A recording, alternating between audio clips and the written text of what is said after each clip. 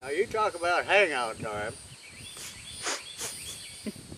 So these are the dogs that were running around and barking while we were doing all this. Maybe I ought to flag the dogs. But when we came out here, Anna said, well, I'll put the dogs up. And I said, no. I said, I want those dogs out there. I want them running around. I want them barking. So when I work with a horse, I want to work with them in a manner in real life where we might be riding together someday and run into all these things. Well, I want to get him used to it now, and I want to see how he reacts now. If there's a problem, I want to help him get over it and help him through it. Because he's my friend. And the dog's my friend too. So rather than me screaming at the dog, I'm just going to let them bark. That's what they do good, and they thought they were doing a job out here, so let them do their job. And besides that, the horses, they do it all day here in the pasture, and the horses ignore them anyway. So don't ever be afraid to do these things around other animals or somebody else in the pen or whatever.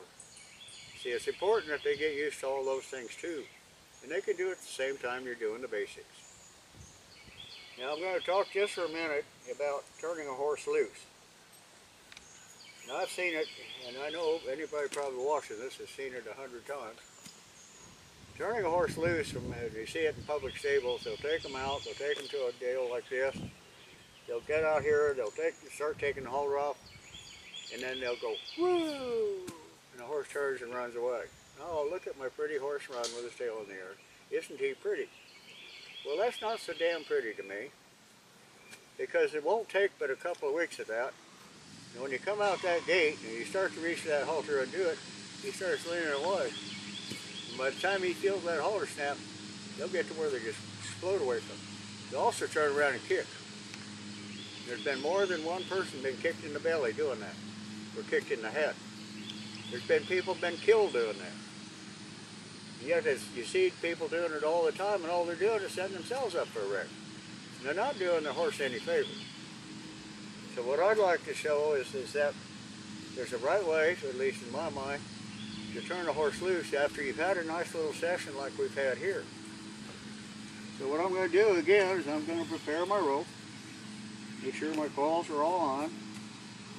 We're going to just walk out here like I'm going to turn them loose.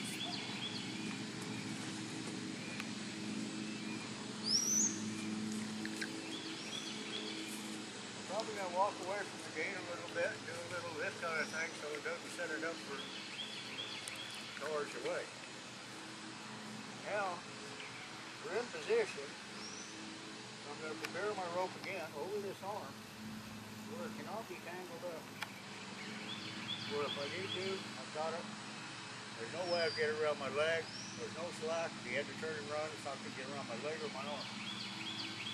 When I come in here, his head's up here. I'm going to do some things to lower his head like this. I want this horse's head down here because, yeah, this little granddaughter is 6 years old, might need to turn this horse loose someday. I want him to have his head where she can reach it and be right. Got a little edge.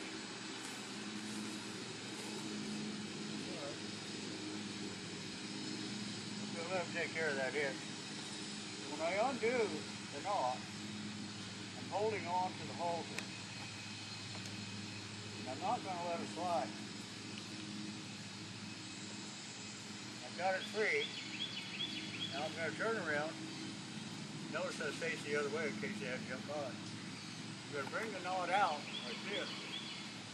When I'm ready, I'm going to drop it and go. If you look behind me, horse just there. That's where I want to leave them. And then the other thing I might do, again, is I like to treat my equipment good. I'm going to put it back again before I hang it up. Ready to go on the next time.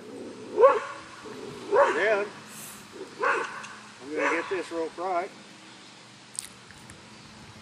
And everything organized. Now it's ready to hang up.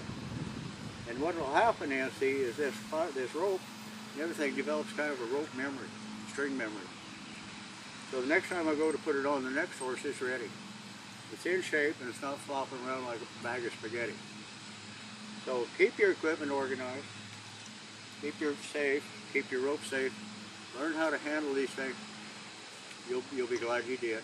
And you really reduce any chance of any injury or the child's injury 1,000-fold just by doing it safe to start with. And I don't care how gentle the horse is, if you do it safe, every time you do it the same way and consistently safe, even if it's with a gentle horse, when you get around one that's not so gentle, you'll be able to help the horse and be able to save yourself